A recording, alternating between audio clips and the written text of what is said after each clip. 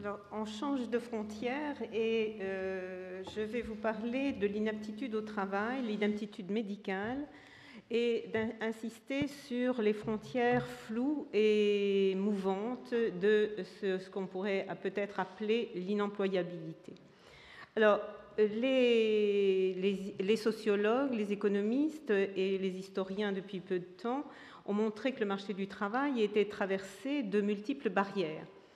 Mais ces barrières contribuent à segmenter le marché, à hiérarchiser le marché, à freiner les mobilités, les canaliser. Mais parmi ces barrières, il y en a une qui définit une frontière, c'est la catégorie juridico-médicale de l'inaptitude au travail. Alors, elle fait théoriquement le partage entre ceux qui sont employables et ceux qui sont rejetés, sans précision pour l'instant, en tant qu'inaptes au travail. Alors, cette notion a été conçue au départ pour préserver la santé des salariés. Or, l'inaptitude médicale au travail conduit chaque année depuis déjà plusieurs décennies, et même depuis, je vais remonter au début du XXe siècle, contribue à placer des milliers, voire des dizaines de milliers de personnes, de salariés, aux marges du marché du travail. Donc, l'inaptitude au travail serait-elle devenue dans la pratique un processus d'exclusion de la main-d'œuvre inutile, de la main-d'œuvre usée, au-delà de la frontière de l'employabilité? Alors, cette ambivalence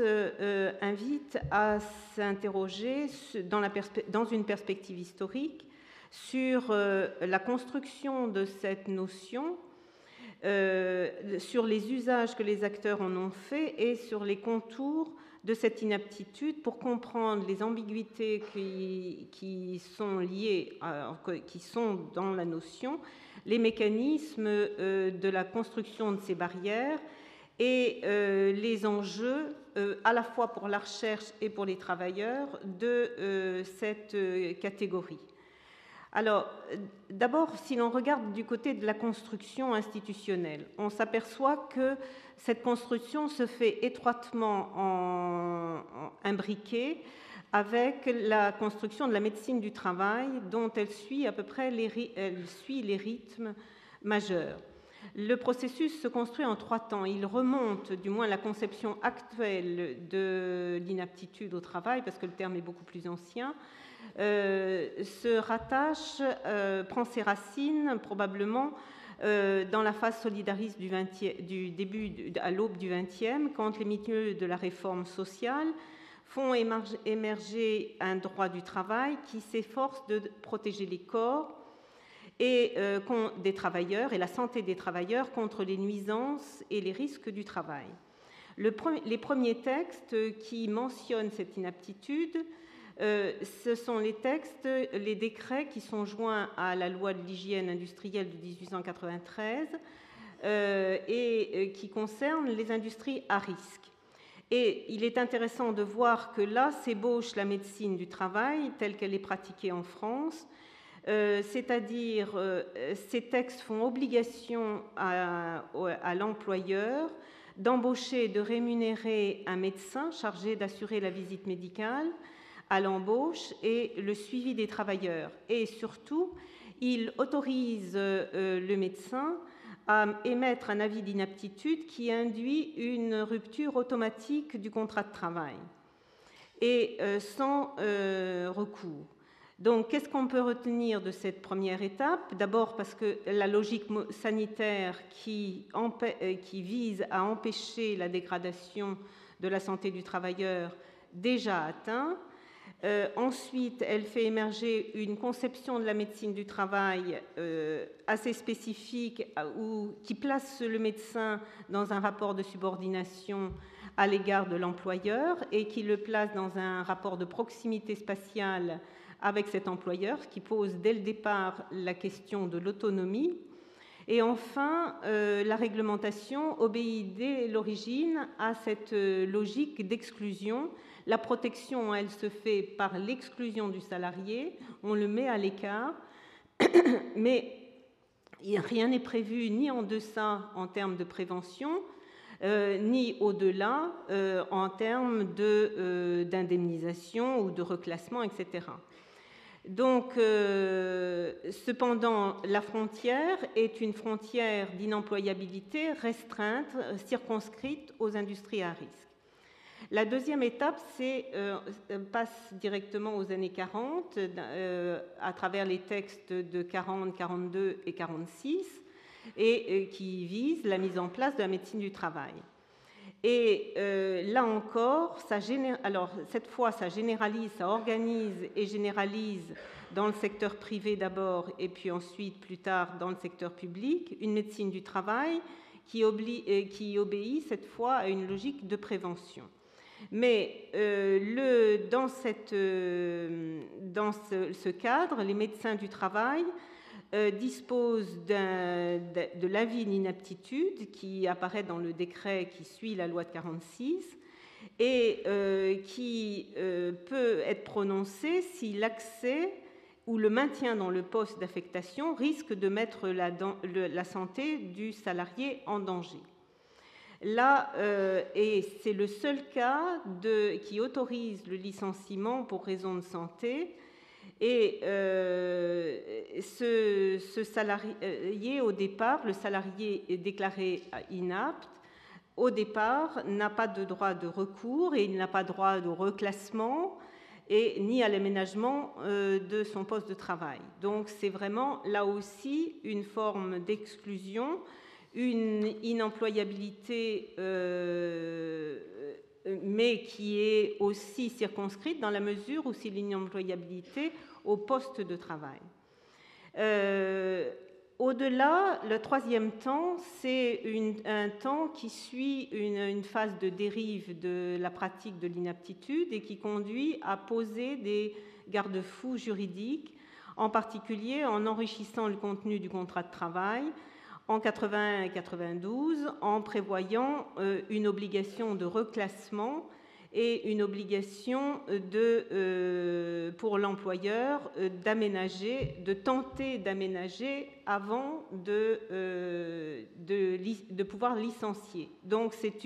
on passe d'une rupture automatique du contrat de travail à une procédure qui ouvre des droits et qui donne quelques garanties. Donc, ce que l'on voit à travers cette construction, c'est institutionnel, juridique, c'est que tout au long de cette construction, la notion d'inemployabilité est très circonscrite. Elle est ciblée, dans un premier temps, sur les industries à risque, ciblée parce que théoriquement, le salarié est rejeté vers le marché et il est censé pouvoir trouver un emploi sur ce marché. Deuxième chose, c'est que la notion est très incomplète. Elle ne définit pas ce que c'est que l'inaptitude, si bien qu'elle laisse des marges de manœuvre qui donnent des possibilités d'utilisation variée de cette notion. Donc c'est là qu'on en arrive aux usages et la perspective historique montre justement que ces usages sont extrêmement variés, que cette notion est utilisée de façon différente selon les populations ciblées.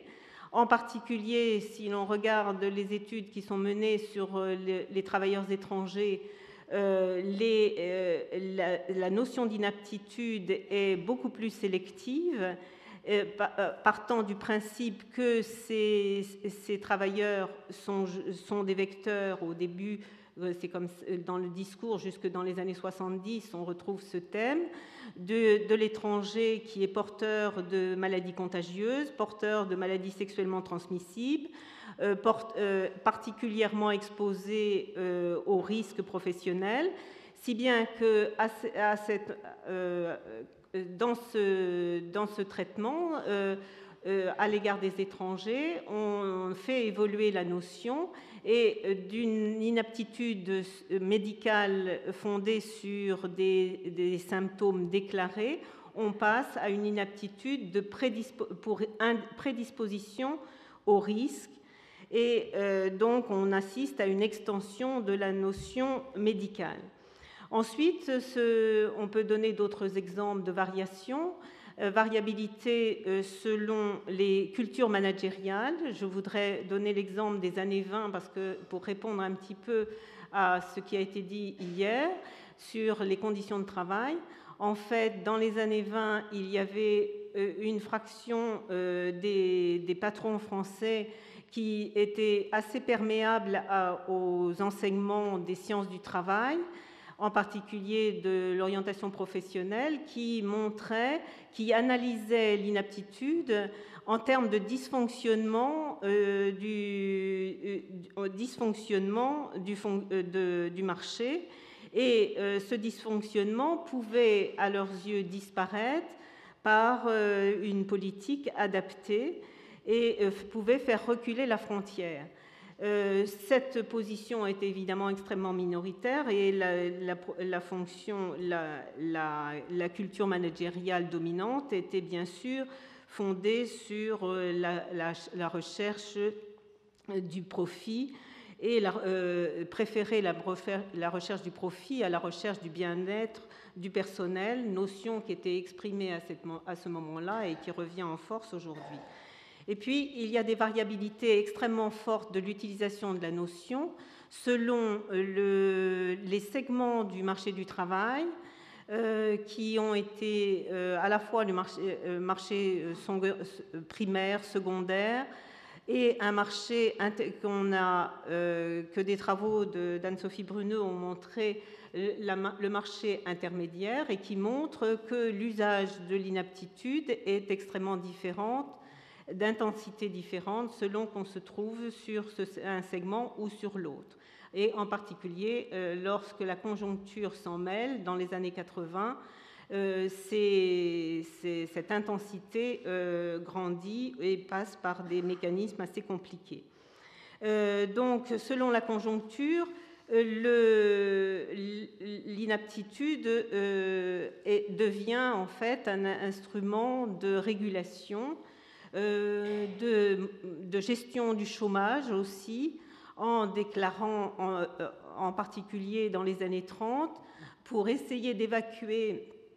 une partie des inaptes vers l'assistance pour alléger la charge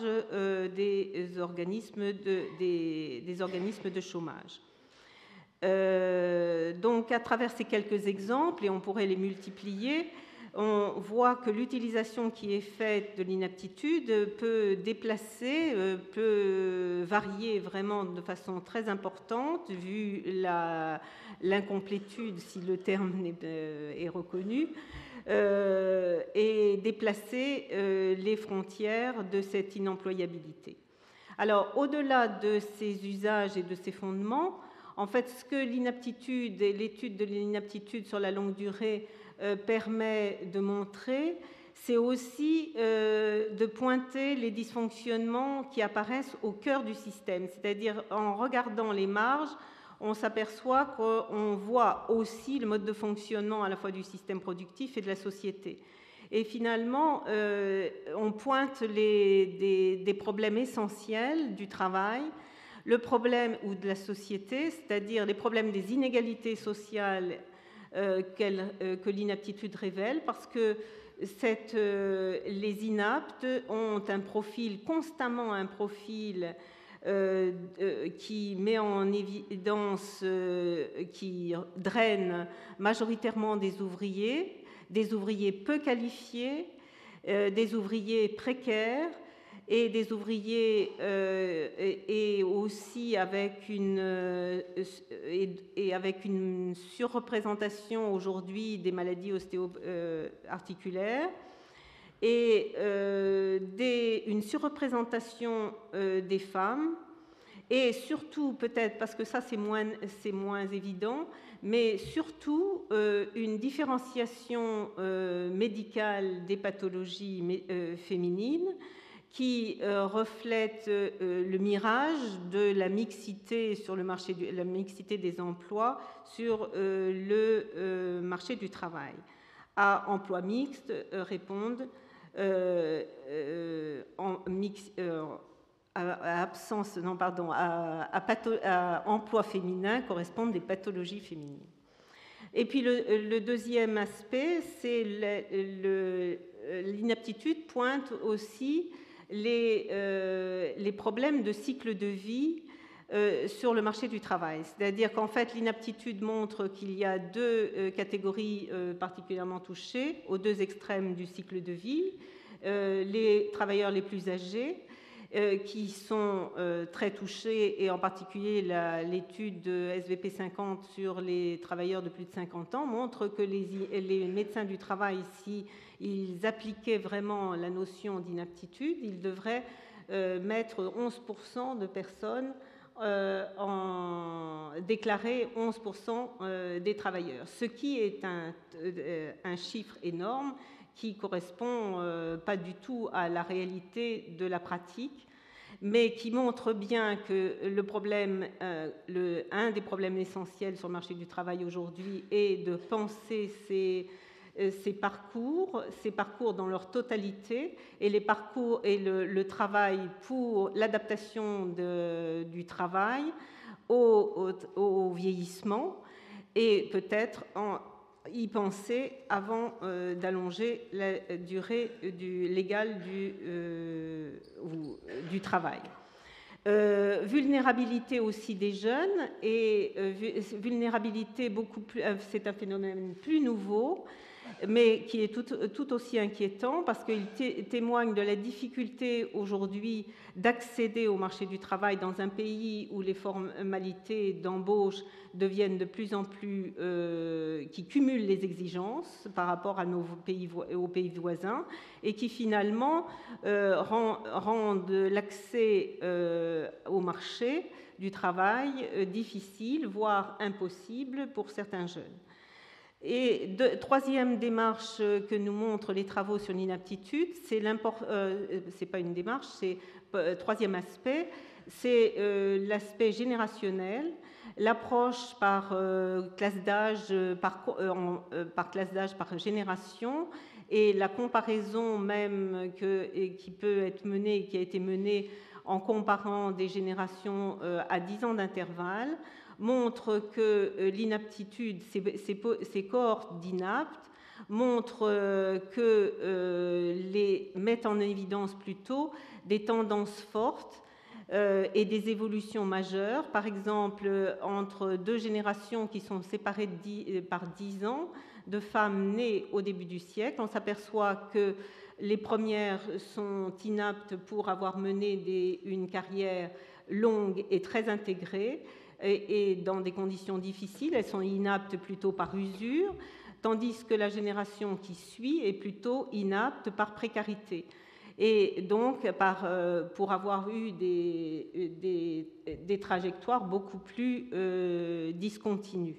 Donc, ce qui est